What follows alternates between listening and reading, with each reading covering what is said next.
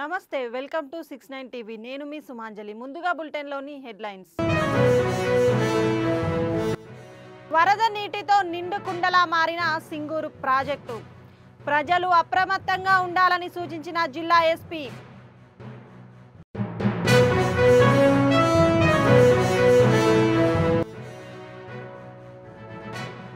ఏడుపాయల వనదుర్గా మాత ఆలయానికి వరద నీటి తాకిడి తాత్కాలికంగా గుడిని మూసివేసిన అధికారులు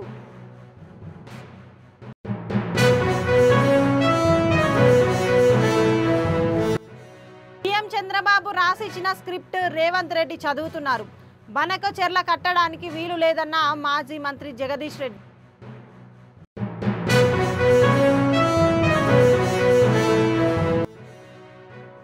ఉస్మానియా యూనివర్సిటీలో ఘనంగా శ్రీకృష్ణ జన్మాష్టమి వేడుకలు. ఆర్ట్స్ కళాశాల వద్ద ఉట్టికొట్టిన యాదవ విద్యార్థులు.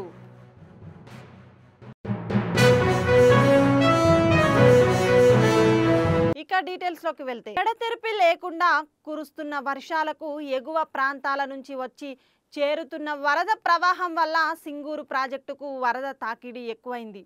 దీంతో అధికారులు దిగువ ప్రాంతాలకు నీటిని విడుదల చేస్తున్నారు. సంగారెడ్డి, మహబూబ్ నగర్, కొండాపూర్ మండలంలోని తేర్పోల్ గ్రామం చెరువు వద్ద ప్రవహించే అలుగును జిల్లా ఎస్పీ ప్రత్యక్షంగా సందర్శించి ముందస్తు చర్యలు తీసుకోవాల్సిందిగా అధికారులకు సూచించడం జరిగింది. అలుగుపై నుంచి నీరు ప్రవహించేటప్పుడు ప్రజలెవరూ రోడ్డు దాటకుండా చూడాలని సూచించారు.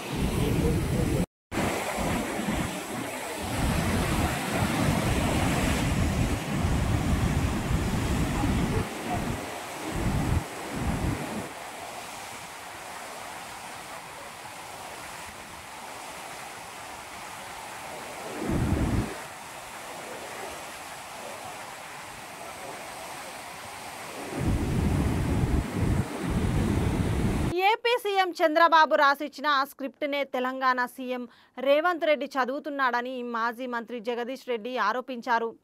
చంద్రబాబు చేస్తున్న బనకచెర్ల కుట్రకు మద్దతుగా రేవంత్ రెడ్డి ప్రసంగం ఉందన్నారు. గోదావరి ట్రిబ్యునల్లో నీళ్ల వాటా తేల్చేంత వరకు బనకచెర్ల కట్టడానికి వీలు లేదని జగదీష్ రెడ్డి డిమాండ్ చేశారు. నిన్న చంద్రబాబు నాయుడు, రేవంత్ రెడ్డి గారి ఇద్దరు అవగాహన ఉపన్యాసాలని విన్నాం. ఎంత స్పష్టమైన అవగాహనతో ఉన్నారో ఇద్దరు కూడా. బనకచెర్ల కట్టి తీరుతామని, బనకచెర్లలో ఏదో వృధా జలాలు, సముద్రం పోయే జలాలు మా మీద చెల్లిపోతున్నాయి, మేము వరదలు భరిస్తాంగా నీళ్లు వాడుకోమా అని చెప్పేసి మాట్లాడుతున్నాడు చంద్రబాబు నాయుడు. రేవంత్ రెడ్డి మాత్రం ఆ విషయాన్ని వదిలిపెట్టి మళ్ళీ కాళేశ్వరం లేనే లేదు అని ఏదైతే చెప్పిండో ఇది కేవలం బనకచెర్ల కొరకే. చంద్రబాబు నాయుడు ఉపన్యాసానికి మద్దతుగానే రేవంత్ రెడ్డి గారు మాట్లాడారు తెలంగాణ ముఖ్యమంత్రిగా. రెండు వేరు ఉపన్యాసాలు కావు, ఒకటి పోటీ ఉపన్యాసాలు కావు. చంద్రబాబు మాట్లాడిన దానికి సపోర్ట్గానే రేవంత్ రెడ్డి మాట్లాడాడు. లేనే లేదు కాళేశ్వరం అని మాట్లాడడం అంటేనే చంద్రబాబుకు వంత పలకడము. దీనికి వేరే ఇంకేందో సాక్ష్యాలు, ఇంకేందో వేరేది అక్కర్లేదు. కాళేశ్వరం ఉన్నది. కాళేశ్వరం నుంచి సంవత్సరానికి 240 టీఎంసీల పైగా నీళ్లను వాడుతున్నామని చెప్పాలి. ఇది చెప్పకపోతే బనకచెర్లకు అనుమతి ఇచ్చినట్టే, తెలంగాణకు ద్రోహం చేసినట్టే, అందులో ఏం సందేహం లేదు. సరే, నిన్న ఉత్తమ్ కుమార్ రెడ్డి ఇంకొక మాట మాట్లాడాడు. ఏదో దేవాదుల నీళ్ళు ఏదో తెస్తా మీకు అని చెప్పేసి మాట్లాడింది తుంగతుర్తికి. అంటే దీంతోనే వీళ్ళకి అర్థమైంది, ప్రజలకు అర్థమైంది, మీరు ఇన్ని రోజులు ఎస్ఆర్ఎస్ నుంచి తెస్తున్నాం నీళ్ళు అని చెప్పిన మాట ఏదైతే ఉందో అది అబద్ధం. గత 4 సంవత్సరాలు సూర్యాపేట తాలూకా, సూర్యాపేట జిల్లా రైతాంగం కావచ్చు, వరంగల్ జిల్లాలోని మిగతా ప్రాంతాల రైతాంగం కావచ్చు వాడిని మొత్తం కూడా కాళేశ్వరం నీళ్ళు అనే విషయాన్ని నేను స్పష్టంగా చెప్పిండు ఉత్తమ్ కుమార్ రెడ్డి. ఇవాళ కొత్తగా దేవాదాయ నీళ్ళు ఇస్తారని మాట్లాడుతున్నాడు. ఈ ముఖ్యమంత్రి చేస్తున్న ద్రోహం ఏదైతే ఉందో తెలంగాణ ప్రజలకి, తెలంగాణ ప్రజలందరూ కూడా అర్థం చేసుకోవాల్సిన అవసరం ఉంది. రైతాంగం కూడా తగు రీతిలో స్పందించాల్సిన అవసరం ఉంది. నిన్నటి స్వాతంత్ర దినోత్సవ సందర్భంగా చేసిన ఉపన్యాసాలు చంద్రబాబు నాయుడుకు ఉపయోగపడే పద్ధతుల్లో చంద్రబాబు నాయుడు ఉపన్యాసం కొనసాగింపులో భాగంగానే రేవంత్ రెడ్డి కూడా మాట్లాడిండు. అది ఒక్క మాటలు చెప్పాలంటే చంద్రబాబు నాయుడు రాసిచ్చిన ఉపన్యాసాన్ని రేవంత్ రెడ్డి మాట్లాడాడు. కానీ డ్రామా చేసి ఏదో మీడియాలో డబ్బా ఛానళ్ళల్లో ఏదో ముఖ్యమంత్రులు పోటీపడి మాట్లాడిన కొంతమంది వేసినారు. బహుశా వాళ్ళకి అర్థం కాకనా, అవగాహన లేకనా, లేదా వాళ్ళ స్పాన్సర్డ్ ప్రోగ్రామ్గా వేసినరా. నిన్నటి మాత్రం చాలా స్పష్టంగా బనకచెర్ల కుట్రకి అనుకూలంగానే తాళం వేసిండు, తందనాలు ఆడుతున్నాడు ముఖ్యమంత్రి రేవంత్ రెడ్డి తప్ప ఇంకోటి కాదు. ఎట్టి పరిస్థితులలో బనకచెర్లను వ్యతిరేకించి తీరాలి. గోదావరిలో ఒక చుక్క కూడా నీళ్లు లేవు ఇప్పుడు. ఇవ్వాలా మిగులు జలాల సమస్యనే లేదు.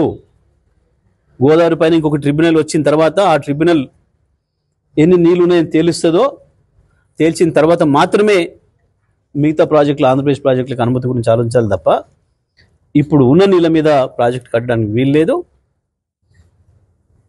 మనం ఏదైతే కాళేశ్వరం నుంచి వెళ్ళి వాడుతున్నామో, గతంలో వాడినామో దాదాపు 250 పైన టీఎంసీలను, అవి మనవి, పూర్తి వినియోగించబడ్డవి, గోదావరిలో మనకి ఇప్పటివరకు ఇచ్చిన హక్కును.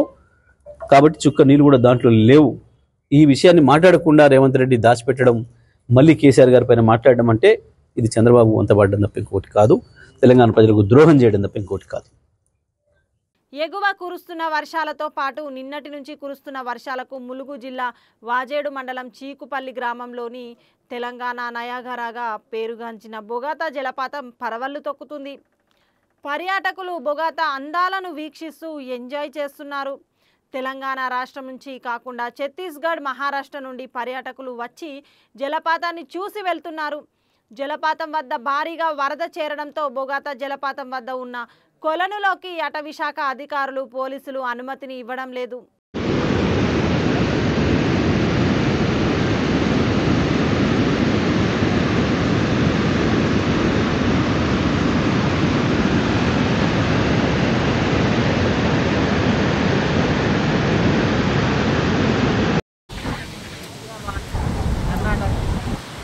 ప్రముఖ పుణ్యక్షేత్రం ఏడుపాయల వనదుర్గామాత ఆలయాన్ని అధికారులు మూసివేశారు. సింగూరు ప్రాజెక్టు గేట్లు ఎత్తడంతో అమ్మవారి ఆలయం వద్ద మంజీరా నది ఉధృతంగా ప్రవహిస్తుంది. వరద ఉధృతి తగ్గిన తర్వాత ఆలయాన్ని తెరుస్తామని, అప్పటి వరకు రాజగోపురంలో అమ్మవారి ఉత్సవ విగ్రహానికి పూజలు కొనసాగుతాయని తెలిపారు.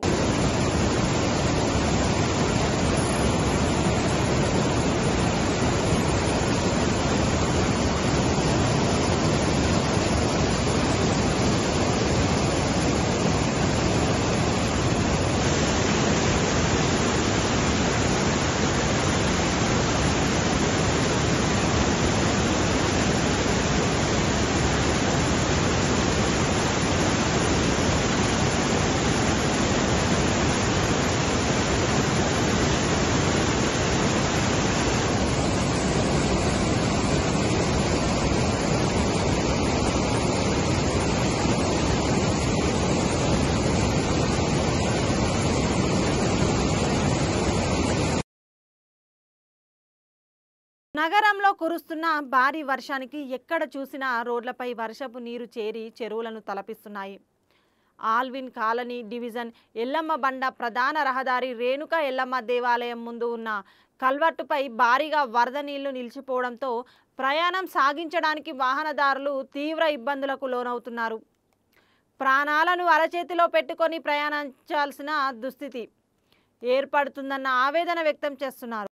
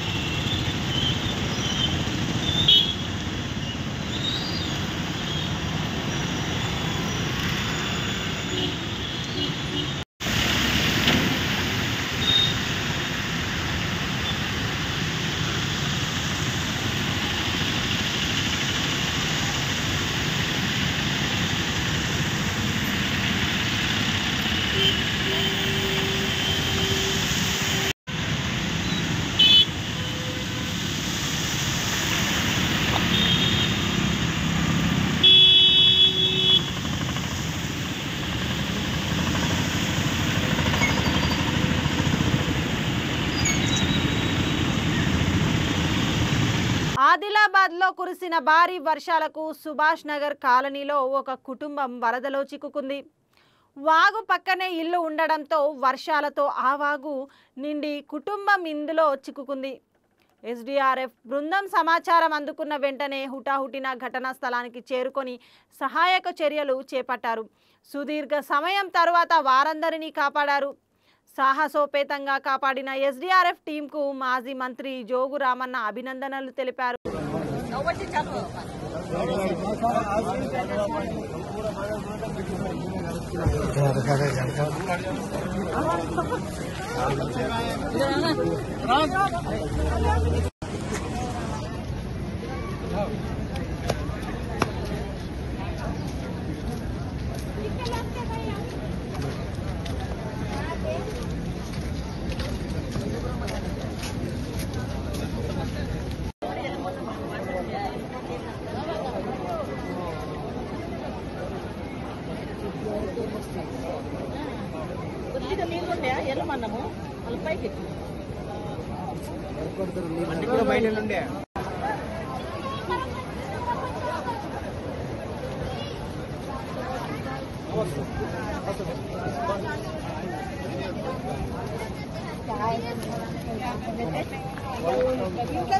భావితర పౌరులందరూ సర్దార్ గౌతు లచ్చన్న జీవితాన్ని ఆదర్శంగా తీసుకొని దేశ అభివృద్ధికి కృషి చేయాలని విశాఖ జిల్లా కలెక్టర్ హరేంద్ర ప్రసాద్ విద్యార్థులకు పిలుపునిచ్చారు. సర్దార్ గౌతు లచ్చన్న 116వ జయంతి సందర్భంగా విశాఖలో ఆయన విగ్రహానికి నివాళులు అర్పించారు. దేశభక్తితో ఎన్నో త్యాగాలను, ఉప్పు సత్యాగ్రహం వంటి అనేక పోరాటాలు చేసి దేశానికి స్వాతంత్ర్యం రావడంతో కీలక పాత్ర పోషించారని కొనియాడారు.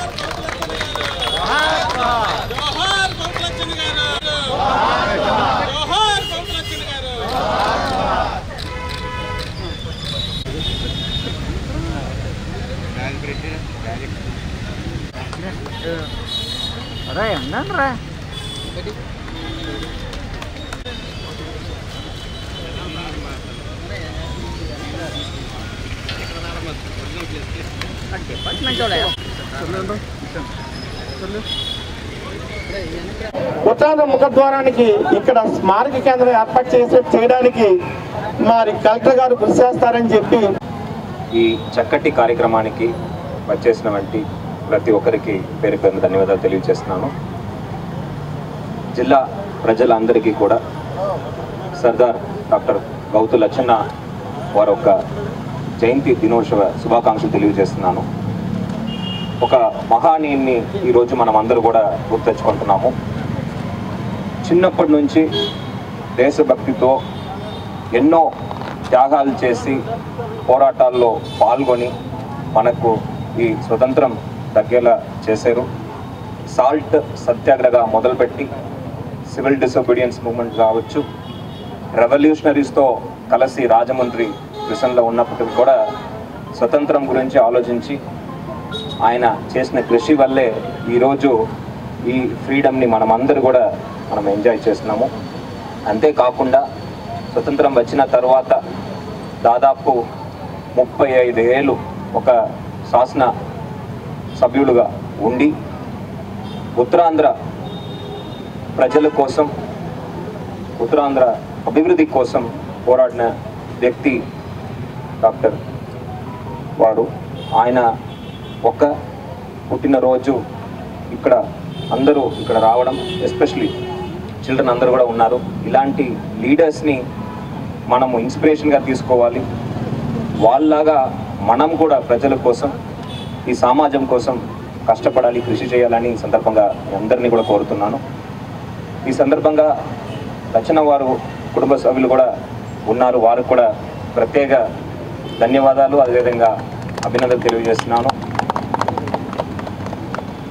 మేడం గారు, ఎమ్మెల్యే గారు ఈరోజు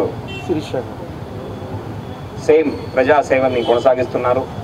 వాళ్ళు తరతరాలుగా వారు ఒక మంచితనాన్ని ప్రజలకి తీసుకువెళ్తున్నారు. ఆ విధంగా యంగ్స్టర్స్ అందరూ కూడా ఇన్స్పిరేషన్ తీసుకొని ముందుకు వెళ్ళాలి. ఈ కార్యక్రమం ఈరోజు జరుగుతుందంటే కేవలం గౌరవ ముఖ్యమంత్రి వర్యులు దీన్ని ఒక స్టేట్ ప్రోగ్రామ్గా అనౌన్స్ చేస్తూ ఆయనకి దక్కాల్సిన ఆ మర్యాద ఇవ్వాలని రాష్ట్ర వ్యాప్తంగా జారీ చేసిన జియో వల్లనే ప్రత్యేకంగా గౌరవ ముఖ్యమంత్రి వర్యులకి ఈ సందర్భంగా నేను ధన్యవాదాలు తెలియజేస్తున్నాను. ప్రతి సంవత్సరం కూడా ఇలాంటి గొప్ప మహాని నెల్లూరు నగరంలోని నిప్పో సెంటర్ వద్ద ఆరోన్ గార్మెంట్ పేరుతో ఓ నూతన బట్టల దుకాణం వారు రూపాయికే టీషర్ట్, 2 రూపాయలకు ప్యాంటు అంటూ అసత్య ప్రచారం చేయడంతో పండుగ పూట జనం రోడ్లపై పడిగాపులు కాయాల్సిన పరిస్థితి ఏర్పడింది. తక్కువ డబ్బులకు పండగ పూట ఆఫర్ ఇస్తున్నారని కొందరు ప్రచారం చేయడంతో ఆరోనా గార్మెంట్ వద్ద జనాలు గుమిగూడారు. దీంతో పోలీసులు రంగప్రవేశం చేసి జనాన్ని అక్కడ నుంచి పంపించారు.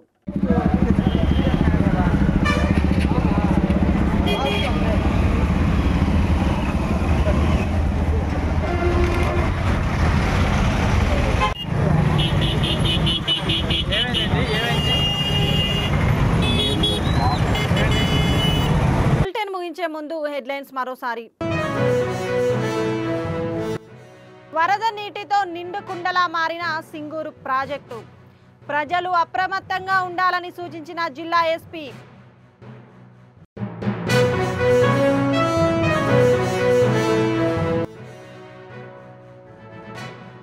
ఏడుపాయల వనదుర్గా మాత ఆలయానికి వరద నీటి తాకిడి.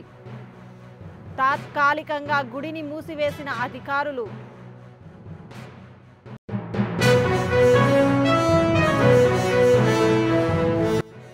సీఎం చంద్రబాబు రాసిచ్చిన స్క్రిప్ట్ రేవంత్ రెడ్డి చదువుతున్నారు. బనకచెర్ల కట్టడానికి వీలు లేదన్న మాజీ మంత్రి జగదీష్ రెడ్డి.